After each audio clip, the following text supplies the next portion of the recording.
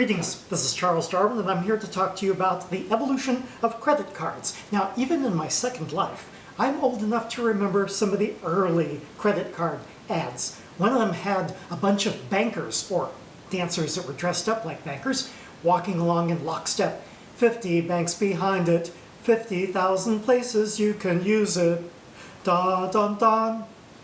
And then later it was 100 banks behind it, 100,000 places you can use it. Well, of course, now the number is so large that you can't keep track of them. Nearly every bank issues lots and lots of credit cards, lots of kinds of credit cards. But they're all pretty much the same. Because the purpose of credit cards such as these are just a few of the ones that I have, the purpose is to cajole you into debt. So for instance, they'll tell you on the ads, haven't you always wanted to buy that yacht that you've been dreaming about?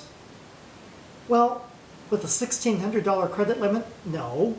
But anyway, they're all about the same mediocre service, and yet they have to compete with one another to get your business. How do they do that?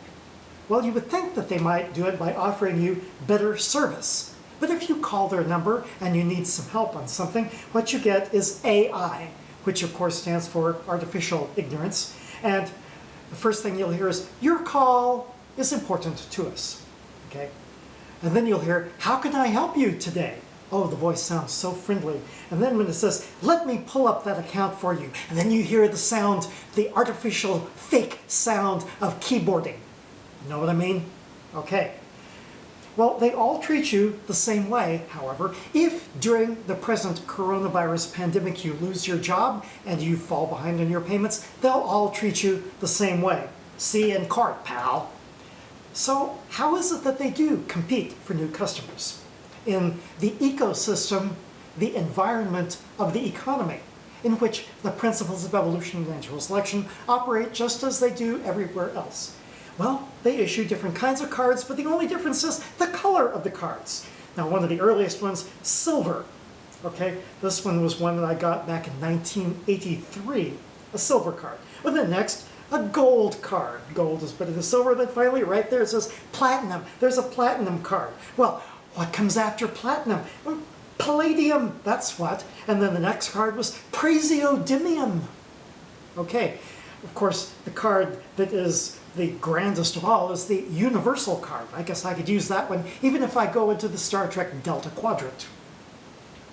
But the one that might be the most interesting was one that was just recently issued, and you'll have to figure out whether I'm lying to you or not. The most recently issued one is the Darmstadtium Card. Now, Darmstadtium is element number 110, and it has a half-life of less than or equal to 12.7 seconds. That's the most stable isotope. It's such a great card. You could do anything with that card. The only problem is that the card expires 13 seconds after you activate it. Well, what is it that these companies are all competing for? They're competing for the same resource, which is your trust. And I suspect that they don't deserve it. This is Charles Darwin. Tally ho, and amen.